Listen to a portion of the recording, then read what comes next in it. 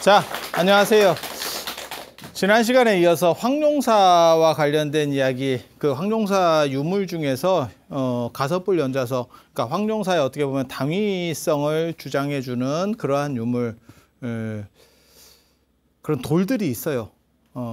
고구려와 관련해서도 전에 어떤 얘기를 했었냐면 주몽이 하늘로 올라갈 때 뒤덮다는 영석이 있었다. 이런 게 보장왕과 관련된 그런 이야기 속에서 나왔었고, 신령한 돌에 대한 마법사의 돌인가 현자의 돌인가 아무튼 그런 돌에 대한 그것도 있잖아. 인피니티 스톤.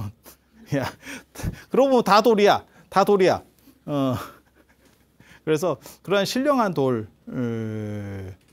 관련된 지금 이야기예요. 그래서 왜 저기가 전부시대의 절터고 7개 절터 중에서도 으뜸일 수밖에 없는가에 대한 당위성을 주장하는 그러한 이야기입니다.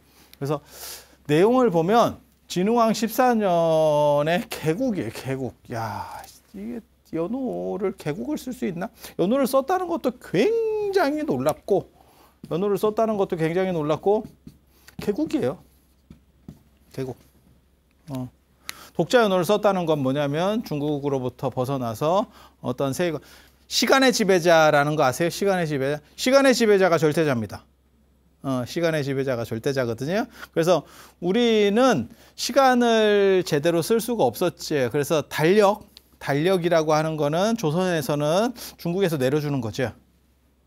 그리고 국가에서는 성문을 여닫는 걸 이렇게 종치고 북치면서, 우리는 대부분 종만 쳤고 중국은 북도 치고, 그래서 지금도 남아있는 게 이제 보신각 같은 게 종쳐서, 그래서 성문을 아침에 열 때 33번, 저녁에 닫을 때 28번. 그게 사찰에서 종치는 룰도 똑같이 되는 거고요. 그래서 그렇게 내려오고 있었고, 그렇게 시간을 내가 관장한다라고 하는 건 최고급입니다. 그거는 동아시아만 그랬던 건 아니고 전 세계적으로 그랬었던 것 같아요. 그래서 유럽의 성당들 한번 이렇게 서유럽이나 동유럽이나 스페인이나 이런 데 가보면 성당들이 뭘 가지고 있냐면 종탑이죠. 종탑이 그게 시간의 주관자라는 의미예요. 예전에 있었잖아. 그 노트람 꼽추 이런 거 종탑. 아시죠? 그래서 작은 거는 밑에서 당기고 큰 종은 사람이 붙어가지고 이렇게 흔들어서 그 위에서 흔들어서 이렇게 하는 거예요. 그리고 종탑 올라가 보시면 다리 아픕니다. 생각보다 좁고 우리 밖에서 볼 때는 되게 큰 것 같은데 좁은 데를 이렇게 뺑이같이 돌아가지고 올라가면 다리 아픕니다. 그래서 지금은 높은 건축이 워낙 많으니까 그 정도 보이지도 않아요, 사실. 그래서 그런 정도 생각하시면 되고, 그리고 그게 유전된 게 뭐가 있냐면 빅벤 같이 시계탑이라는 게 있어요. 그래서 유럽이나 이런 데 가보면 또 이제 시청이나 이런 데 이게 시계탑 같은 걸 가지고 그 시간을, 우리도 그런 게 있죠. 우리나라에도 서울역, 지금 서울역 말고 옛 서울역에 시계탑 있었잖아요. 그리고 관공서 이런 데서 시계탑 같은 거를 했었고, 근데 지금은 이제 아무도 그런 걸 권위라고 생각하지 않죠. 그리고 시간의 지배자가 이제 스마트폰이 일반화되기 전까지는 외국에 나가면 가이드가 시간의 지배자죠. 그래서 현지 시간으로 시계를 맞춰주시고, 자, 시계를 현지 시간으로 맞춥니다. 그리고 오늘부터 얘기하는 모든 시간은 현지 시간입니다. 이렇게 해서 장사를 시작합니다. 지금은 그런 게 필요가 없어. 왜냐하면 그냥 가서 핸드폰을 키면 그쪽 시계로 나오거나 아니면 듀얼로 나와버리죠. 2개가 나오잖아. 그러니까 아무 의미가 없죠. 그리고 또 돌리는 시계 쓰다가 또 시계 5분 또 차고, 내 시계는 맞는데 왜 늦게 왔어요? 내 시계로는 안 늦었어요. 그런 식으로 따지니까 가이드가 뭐라 그랬냐면 그 버스 안에 있는 시계를 해서 이 시계를 기준으로 합니다. 라고 했었던 때가 있지. 그런 때가 있었지. 지금은 이제 또 다른 추억이 된 그런 상황들이고, 그래서 시간의 지배자라고 하는 것은 굉장히 중요해요. 지금 우리가 쓰고 있는 시간의 기준점은 뭐죠? 시간의 기준점? 그 그린시 천문대 아니요? 그걸 가지고 해서 이렇게 위도 경도 나누고 뭐 어쩌고저쩌고 한 거 아니에요? 그게 영국이라고 하는 나라가 굉장히 잘 나갔었으니까. 지금은 시간의 지배자보다, 그러니까 시간이나 도량형의 지배자라고 하는 거는 진짜 굉장한 거예요. 그래서 그런 기준의 지배자라고 하는 건 굉장히 중요한데, 독자 연호를 썼다는 거. 신라가 진흥왕 때 독자 연호, 그거 굉장히 자랑스러운 일이에요. 우리나라 전 역사에서 독자 연호 쓴 때가 몇 번 없어요, 사실. 그래서 굉장히 자랑스러운 거고, 저때 신라 찌질이 아니었나 싶은 생각이 있는데, 저게 의도해서 저렇게 한 건지, 안 그러면, 조금 뭐, 감시가 소홀한 틈을 타서 너무 찌질하니까 뭐 별짓 다 하고 이런 거였을 수도 있어요. 따지고 보면. 왜냐면 진흥왕 때부터 신라가 떠오르니까. 그전에는 별볼일 아니었었거든. 굉장히 호기롭습니다. 개국이잖아. 나라를 멋지잖아. 저런 호연지가 있어서 결국 신라가 통일했다. 우리는 그렇게 생각하는 사람이거든요. 한번 해보겠다. 그게 정신을 못 차린 걸 수도 있긴 한데, 정확한 상황 판단을 못한 걸 수도 있는데, 아무튼 자기네들은 도취돼 있어요. 그게 황룡사에서도 그대로 보여. 우리는 할 수 있어. 전 세계 1등이야. 이렇게. 그래서 진흥왕 14년에 개국 553년입니다. 7살에 보위에 올라요. 진흥왕이. 그러니까 전혀 상황 파악 안 되는 거고, 버풍왕 조카입니다. 버풍왕 조카인데 이제 그쪽의 아들이 제대로 없고, 버풍왕이 나중에 또 출가하잖아요. 그리고 진흥왕도 나중에 출가했다라고 나오는 그런 상황이니까. 그래서 지소부인이라고 진흥왕, 버풍왕 딸이에요. 딸이 섭정을 하고 7살이니까 누군가는 섭정을 해야겠지. 지소부인 대박. 여걸이에요. 사실 저런 사람들 되게 좋아합니다. 뭐 천추태우, 뭐 측천무나, 우리는 그런 사람들 되게 좋아하거든요. 문정왕 뭐 이런 사람들 되게 역사적으로 나쁘게 평가받는데, 나쁘게 평가받는 이유는 뭐냐면 남자들이 역사를 서술해서 그래요. 그래서 제가 그 얘기 하잖아. 남자가 중국 황제의 비공식 이런 얘기까지 치면, 야사나 이런 얘기까지 치면 뭐 첩이 3만 명이에요. 뭐 이런 쓸데없는 소리까지 나올 정도로 첩이 많아. 그런 거에 대해서는 누구도 뭐라고 안 해. 황제가 첩이 1000명이에요. 누구도 뭐라고 안 해. 근데 측천무가 또 야사나 이런 데서 3천이, 남자가 3천이었어. 그게 되나? 야, 왜 그건 되는데 그건 안 되냐? 아니, 생각을 해보면, 그런 사람이, 여성 중에 역사적으로 몇 명이나 있는데, 그런데 남자는 잘 나가는 황제들은 다 그런 식이거든요? 그러면 이 사람이 끼친 민폐가 훨씬 큰 거 아니야? 그러니까, 첩이 많으면 다 이렇게 좋으냐? 아니에요. 그 중에 몇 명만 하고 나머지는 황제 얼굴도 못 보고 끝나. 결혼도 못 하고 끝난다니까. 그러니까 뭐 제대로 뭐 첫날 없어. 책으로 본다니까. 책으로. 아니, 자기 첩을 책으로 봐. 그림으로. 그래서 넘기다가 예 하면 들어오는 거야. 그리고 한번 이렇게 총애를 받기 시작하면 그쪽에 대부분 사람들이 올인을 하기 때문에 그 좀 빠지기, 이렇게 애정이 식기 전까지는 또 그쪽으로 또 이렇게 쏠리거든. 저는 측천무는 어떤 의미에서는 박애주의자입니다. 삼천이 있었는지 어쩐지 모르겠는데 다 이렇게 골고루 은덕을 베풀어 주셨어. 기록상으로 보면. 야, 이거 대단한 거 아니요? 모든 사람에게 기회를 줬잖아.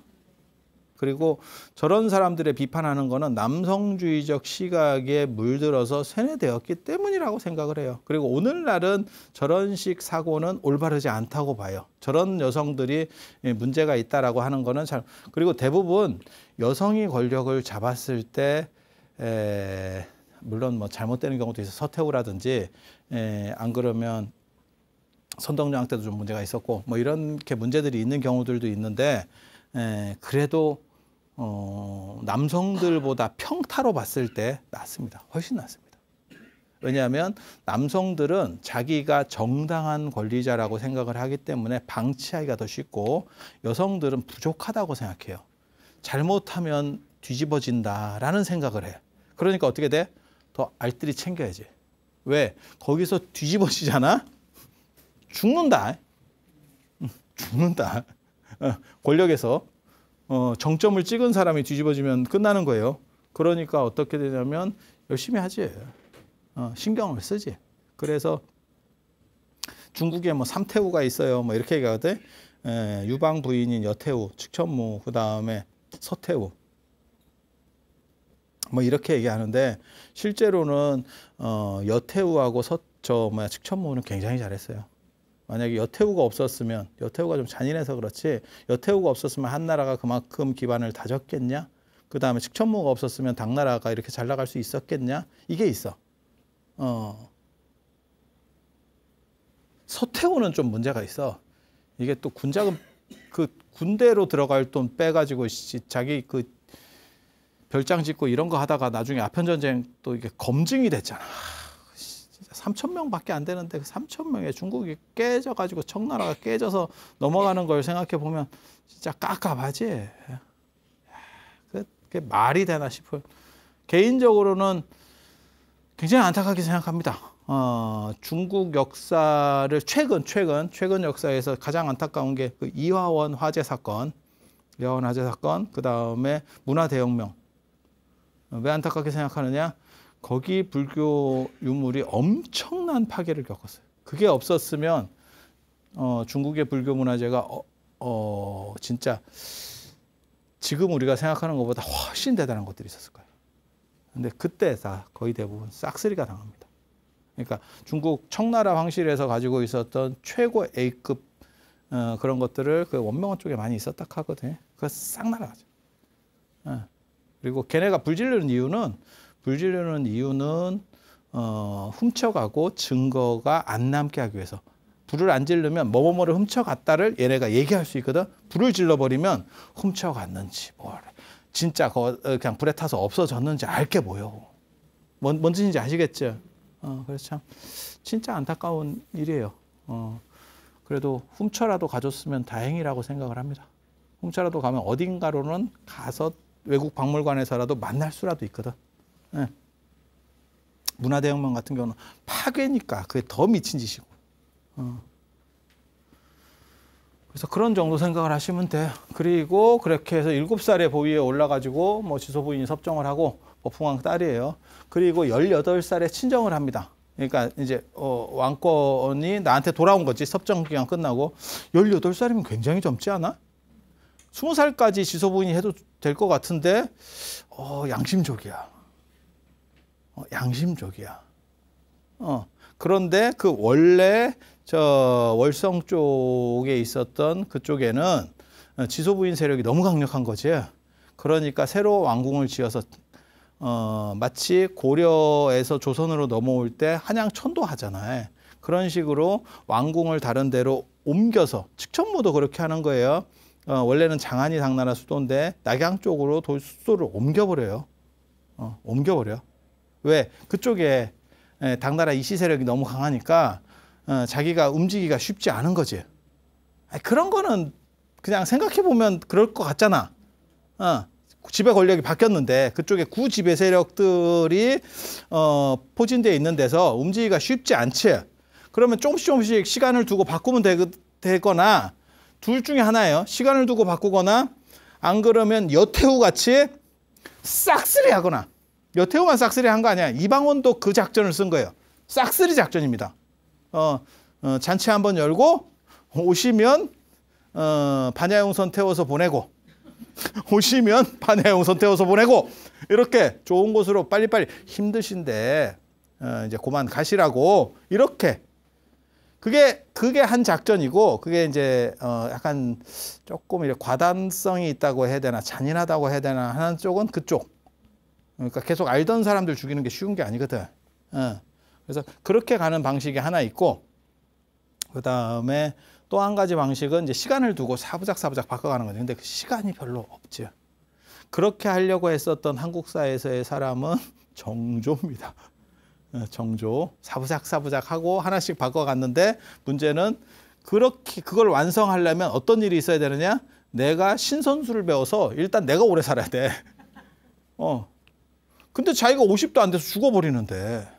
야, 바꾸다 내가 죽는다. 오래 살아야 되는데 진흥왕 18세에 이걸 친정을 시작했다는 것도 그렇고 지소 부인이 쿨하게 이게 굉장히 멋있는 거예요. 그게 권력이라고 하는 게 한번 잡으면 놓기 싫은 게 권력이야. 여러분 저도 이렇게 말하는 게 좀 쪽팔리긴 한데 왜냐하면 저도 뭐 권력이 있는 사람이 아니어서 잘 모르겠는데 그렇대.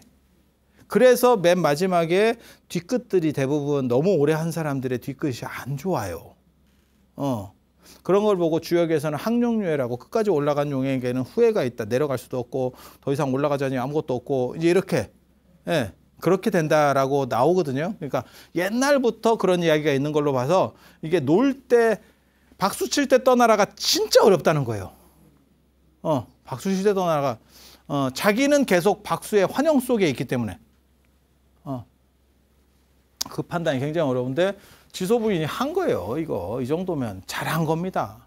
그리고 낼름 내가 되고 난 뒤에 개국으로 연호 바꾸고 그 다음에 새로 궁궐 지어야지. 이게 자궁입니다. 자궁. 궁궐도 이 이름도 심상치 않아. 제가 저런 기록들을 보면서 이게 도대체 신라는 도대체 무슨 나라인가. 자금성 같은 그 자궁이에요.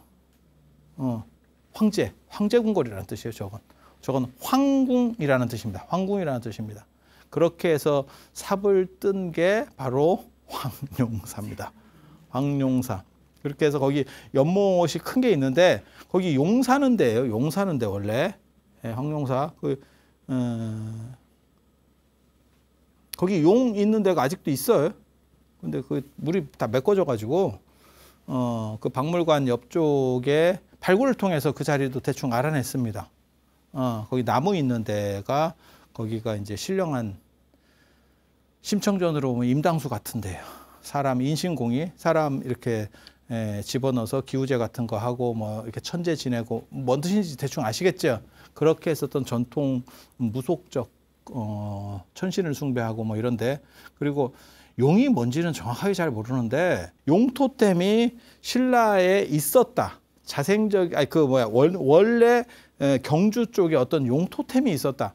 그 용이 지금 우리가 생각하는 그 용인지 몰라. 그러니까 제가 흔히 얘기하잖아. 용의 세 종류가 있다. 인도용은 킹코브라다. 뱀이다. 그 다음에 중국용은 이렇게 뱀에 다리 달린 거. 도마뱀 같이 생겼잖아. 그냥 도마뱀.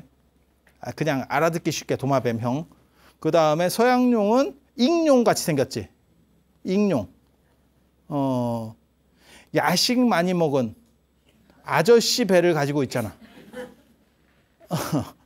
요기요 마일리지가 더럽게 많을 것 같은 이렇게 배가 그게 나를까 싶을 정도의.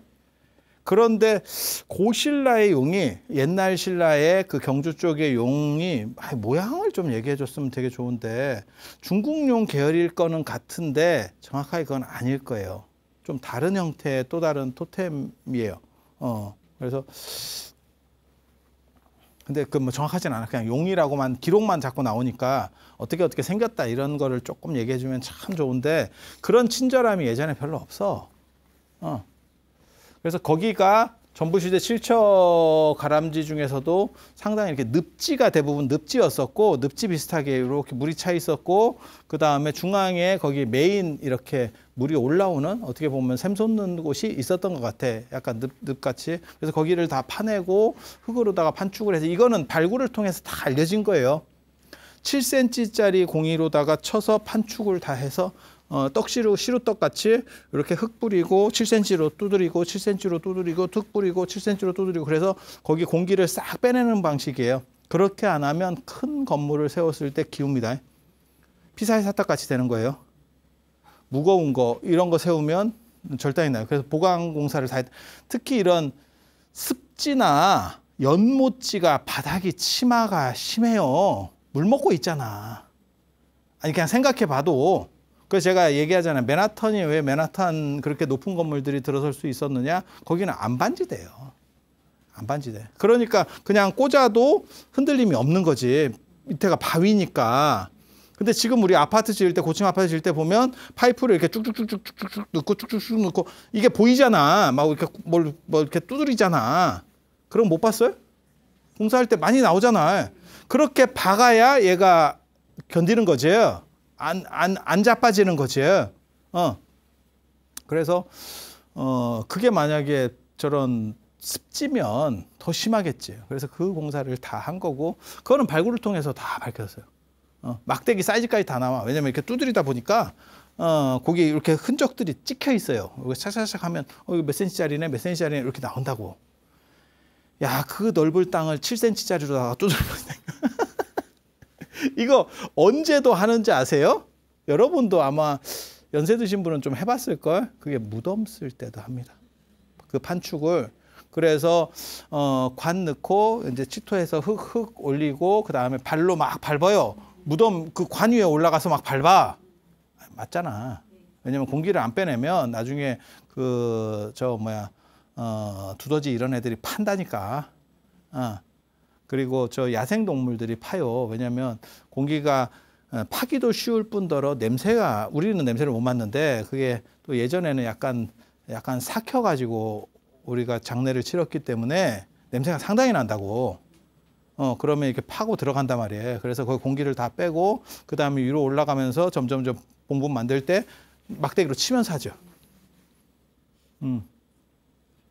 그런 거 해보셨잖아. 해봤든지 봤든지. 예. 아마 여성분들은 하기가 좀 어려웠을 거예요. 그 남자들이 또 그런 거 해요. 그 동네 할아버지 중에서 아저씨 중에서 또 나대는 분이 또 그런 걸 또 뭐 오만 또 잘난 척하면 개뿔도 아니요 그거. 그거 판축이라고 수천 년 전부터 있었던 거야. 아무것도 아니야. 그냥 공기를 빼서 압착시키면 흙이 시멘트 같이 돼. 놀랍게도. 그래서 지금 여러분들이 북경에 가면 만리장성 같은 데를 가거든요. 29만 5천 원, 35만 4천 원짜리 만리장성을 가면 그게 이제 거기 보면 막 벽돌로 다 이렇게 쌓았잖아. 그게 진시황의 만리장성이라고 생각하면 웃기는 소리고요. 그건 다 후대 거고 원래 진시황의 만리장성의 상당 부분은 진흙으로만 그냥 흙으로만 쌓은 거예요. 흙으로만. 그 판축으로만. 공기를 압착시켜서 그렇게 두드려 가지고 만드는 거거든요. 벽돌이 아니고요. 이렇게 두드려서 만드는 거야. 그게 견딥니까라고 얘기를 하거든. 진시황께 지금도 남아 있어. 진시황께 2200년 전 그 성이 풍화작용이 일어났을 거 아니에요. 그건 상식적으로 2200년 동안 풍하면 엄청난 거예요.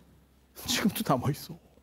그러니까 에이 진흙으로 그런 거 하면 뭐 비 몇 번 오면 끝나는 거 아닙니까? 물론 비 많이 오는 데는 그렇게 해서 마감하진 않아요. 끝내지는 않고 그런 경우에는 벽돌을 붙이든지 해. 하지만 강우량이 아무리 적다고 하더라도 2200년 세월이 무지하게 긴 세월인데 버틴다니까. 그러면 그걸 만져보면 어떤 느낌이냐? 엄청 단단한 시멘트 느낌입니다. 이게 흙을 공기만 빼서 이게 가능한가? 가능합니다. 물론 중국 흙이 우리 흙보다 좀 더 좋아요. 걔네 황토가. 그 정도 생각을 하시면 돼. 그래서 2월동 18세가 되고 이제 친정을 하고 나서 2년 뒤에 553년에 그러니까 20살 때 이제 2월에 월성 동쪽에 이제 궁궐을 짓기 시작하는 거죠. 그래서 새로운 뭔가를 하겠다. 저 섭정으로부터 벗어난 뭔가를 하나 시도하겠다. 그리고 여기서 이제 이해해야 될 게 왜 진흥왕은 정복군주인가도 여기서 판단이 떨어집니다. 자기가 섭정 세력들을 상대하고 있는 거거든요. 그 세력이 상당하겠지. 내가 7살에 왕이 됐는데 13년 동안 그 세력이 존재하고 있는 거야. 지금 13년도 상당히 큰 거지만 지금 진흥왕 몇 살에 죽냐면요. 이 양반 봐봐. 534년에 태어나서 576년에 돌아가시거든요. 그러면 42, 43이에요. 우리가 생각할 때는 진흥왕 하면 대단한 뭐 엄청난 업적을 가졌는데 그러면 좀 오래 살았을 거라고 생각하거든요. 40대 초반 간 겁니다. 그러면 거기서 13년의 세력과 부딪힌다는 거는 엄청 힘든 거예요. 이거를 한 방에 만회할 수 있는 방법. 아까 그런 얘기 해드렸잖아요. 여태우 뭐 이런 사람들 한 방에 숙청. 한 방에 숙청. 그러니까 숙청할 거냐 기다릴 거냐를 얘기했잖아. 기다리기는 시간이 너무 짧지. 그러니까 정조도 이건 뭐 좀 잔인한 얘기일 수도 있는데 정조도 한 따까리 했으면 우리가 이렇게 안 살았어. 한국사가 이렇게 안 돼. 그냥 정조가 왕 되고 한 1, 2년 안에 초창기에 연산군 한번 빙의 들어가셨다가 싹 쓸어내고 다시 정조로 돌아왔으면 조선이 발전했다. 진짜. 조선이 발전했다. 근데 정조가 마음이 좋았기 때문에 어진 임금이었기 때문에 그 정조 그 얘기 저는 그게 너무 이제 가슴 아픈 어렸을 때 그런 걸 읽으면서 너무 가슴 아팠는데 사도세자 자기 아버지를 죽인 사람이고 내 반대 쪽에 있는 사람인데 걔가 내 아버지를 죽였다는 걸 내가 아는데 내가 죽이지를 못해. 그래서 그 사람을 언제 죽이냐면 그 사람이 죄가 발생했을 때까지 기다리는 거예요. 계속 지켜보면서. 그래서 그 사람이 실족을 해가지고 뭔가 비리가 나면 그걸로 빌미로 해서 걔를 죽여버려. 안 그러면 걔를 실각시키거나 아니면 저 유배를 보내버리거든요. 그러면서 자기가 스스로 그렇게 얘기해요. 걔가 우리 아버지 돌아가실 때 개입됐다는 걸 내가 알고 걔 낯짝을 조정해서 볼 때마다 속에서 이런 게 올라왔다. 우리 아버지를 죽인 저놈을 내가 계속 내 신하로 보고 있는 거야. 이런 게 치밀어 올랐는데 내가 그거를 참고 오늘날의 죄를 끝내고 나니까 속이 다 후련하다. 그게 제가 정조가 참 대단하다라는 생각도 하고 정조는 왜 일찍 죽었는가를 알 수 있는 화병이죠. 야, 그렇게 참으면 안 돼. 그래서 기다리는 쪽하고 한 따까리 하는 쪽하고 두 가지가 있는데 기다리는 건 사실 성공하기가 굉장히 어려워요. 이거 확률 굉장히 어려운 거고 그 다음에 한 따까리 하는 건데 이거는 잔인해야 되고 진흥왕은 세 번째 선택. 일반 사람들은 보통 하지 않는 선택을 해요. 그게 정복군주로서의 방식입니다. 그러니까는 전쟁을 계속 일으켜서 내 반대편이나 나에게 협조하지 않는 세력들을 전쟁터로 밀어넣어요. 밀어넣어. 그래서 저거 아쇼카 왕 할 때도 제가 똑같이 얘기했었어요. 저게 굉장히 유용한 작전이거든요. 그렇게 해서 저 사람은 나한테 자꾸 삐딱선을 타는 사람이야. 하지만 저 사람 세력도 상당하기 때문에 특히 신라 같은 경우는 저 화백제도예요. 귀족제예요. 귀족제. 그러니까 내가 지금 현재 어떻게 보면 지금으로 얘기하면 재벌과 혈통들 비슷한 거예요. 그래서 꼭 저 사람을 제거하기가 쉽지가 않아. 왕이 그 귀족에서의 대표인 것뿐이지 왕이 이렇게 높은 게 아니에요. 함부로 못 건드린다니까. 그래서 계속 파견 보내면 돼요. 전쟁을 일으켜가지고 아유 가시라고 이렇게 살살살 긁어가지고 싹 보내고 그렇게 이기고 오면 상을 줘. 그거 잘하시니까 한 번 더 하시라고. 언제까지 하면 되냐면 죽을 때까지 하면 돼. 그리고 안 그러면 패배했어. 그럼 포를 줄 수 있지. 10번 이기다가도 자기가 무슨 김유신도 아니고 하다 보면 몇 번 이기다가 지겠지. 그러면 그때 날리면 되고 이기면 상을 주면 돼. 상을 줘도 계속 올려줘도 돼. 예를 들어서 저 사람이 이기고 왔어. 그러면 내가 저 사람이 이겨서 1조를 벌어왔네. 쉽게 말해서 재산 가치로 따지면. 그러면 내가 거기서 5천억을 줘도 5천억은 내가 남는다. 맞죠? 그렇게 해서 5천억 주고 또 보내서 또 5천억을 또 1조를 벌어왔어. 그럼 내가 5천억 또 줘. 그럼 저 사람도 엄청나게 벌어간 거지. 하지만 저 사람이 실수하면 저걸 날리면 올 내 거. 이건 굉장한 창조 경제입니다. 대단하지. 엄청난 거요. 그 선물 같은 경우도 사실 위대한 황제들은 선물을 잘 줘. 자기 걸 막 짱 박아놓고 이런 놈들이 있는데 그게 좀 떨어지는 거고, 황제는 A급 보물들을 이렇게 줘야 돼요. 자꾸 줘. 그러다가 나중에 문제 생겨서 죽으면 다 내 거. 다시 회수해 오고 또 주고 또 회수해 오고 이러면 되는 거예요. 그걸 막 짱 박아가지고 이렇게 되면 대부분 그게 정치가 잘 안 돌아가요. 그래서 진흥왕이 정복군주일 수밖에 없는 이유 중에 하나를 우리가 인지할 수 있어요. 아, 저게 어렸을 때 왕돼 갖고 13년 세월 동안 다져놓은 그 세력을 뚫고 나가야 되는데, 그냥 그 신라 왕궁 안에서의 정치판에서는 활로가 생각보다 없는 거야. 특히 귀족제 안에서 더 심해. 그러니까 이게 내가 이거 평생 핫바지로 살 거냐, 바지 사장으로 살 거냐. 그래도 한 번은 칼을 뽑아야 될 거 아니냐라는 생각을 했고, 그 당시는 전쟁을 벌릴 수 있는 상황이었지. 그래서 이제 치고 나가는 거고, 그게 이제 공동 목적을 가지고 있었던 백제 성왕과 또 연합을 하고, 그래서 고구려, 그때는 고구려가 셌을 때니까 고구려를 이제 정복해서 올리는 그런 이렇게 밑에서부터 쭉 치고 올라가는 그런 과정들이 있고, 전쟁이 진짜 중요한 거예요. 왕의 입장에서는 전쟁터에서 치고 올라오는 세력들은 대부분 왕의 신하들입니다. 일반 평시에는 관직을 함부로 올릴 수 없지만 전시에는 관직을 내 마음대로 올릴 수 있어.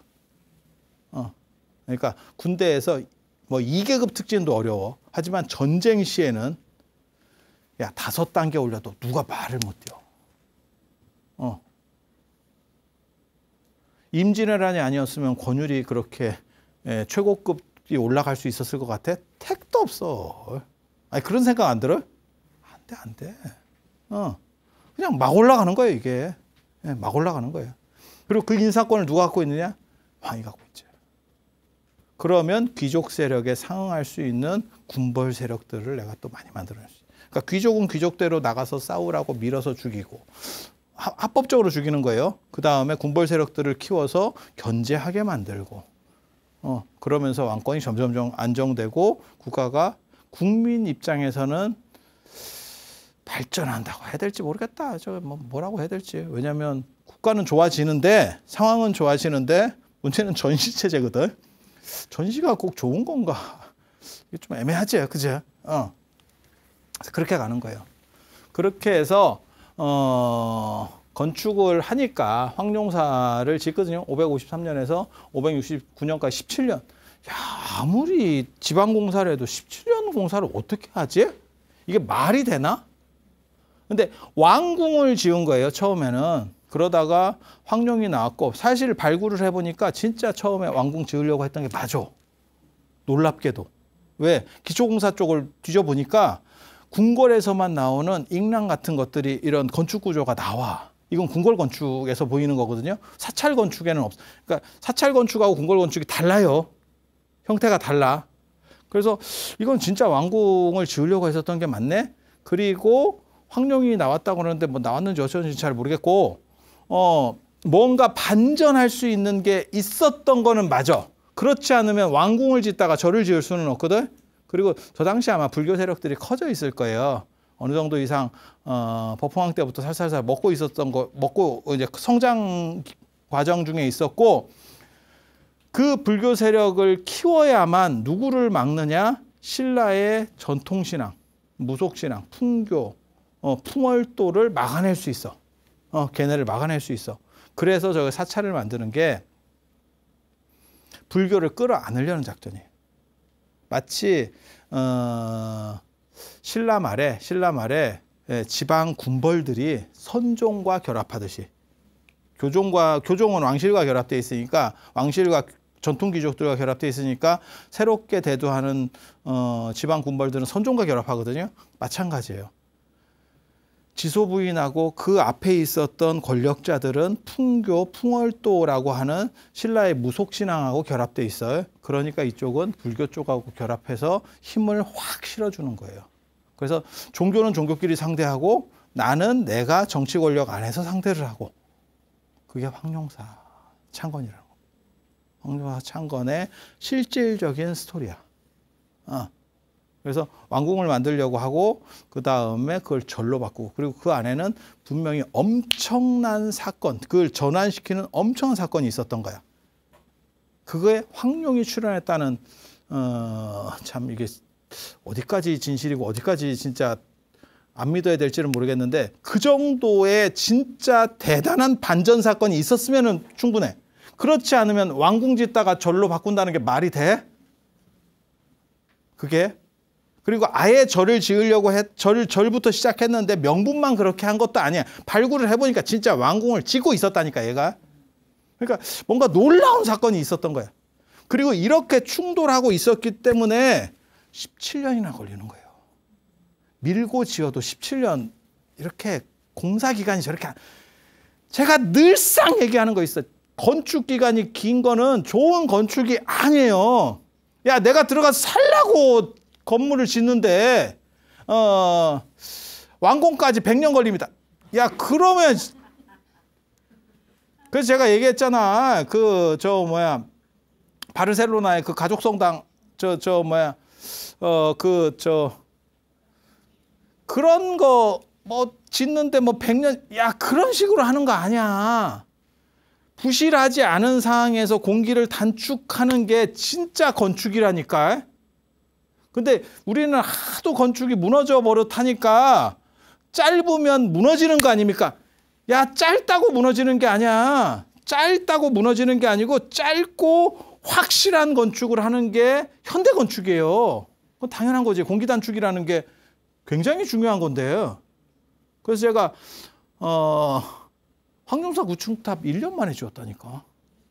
1년 만에 지었다니까. 나중에 기록 제가 얘기해 드릴 거예요. 1년이 1년. 그러면 그게 부실하냐? 부실했으면 넘어갔겠지. 안 그래. 그게 건축이에요. 그래서 9층 탑은 위로 올리는 거가 훨씬 어려워요. 옆으로 늘리는 것보다. 예전 건축에서는. 지금 중장비가 없는 상황에서 위로 올라가는 게 훨씬 어려운 거야. 근데 옆으로 하는 거를 아무리 지방공사가 힘들어도 17년이 걸릴 일이 아니야. 그 얘기는 뭐냐면 계속 반대 세력들의 도전들이 있었고 태클을 거는 거지. 그거를 전부 이렇게 하는 과정에서 저 건축을 완성시키는 거예요. 그러니까 왕실이 불교 쪽으로 완전히 결합되는 게 저 시기에 나타나는 거예요. 저 시기에.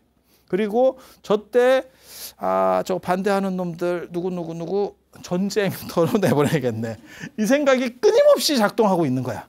그래서 한쪽에서는 치고 나가고 한쪽에서는 건축을 하고 지금 이런 것들이 유기적으로 돌아가고 있는 거예요. 대충 어떤 상황인지 아시겠죠? 그런 상황 속에서 황룡사가 어떻게 만들어지는지 그리고 황룡사의 메인 부처님, 쉽게 말해서 주불전의 금당이라고 하거든요.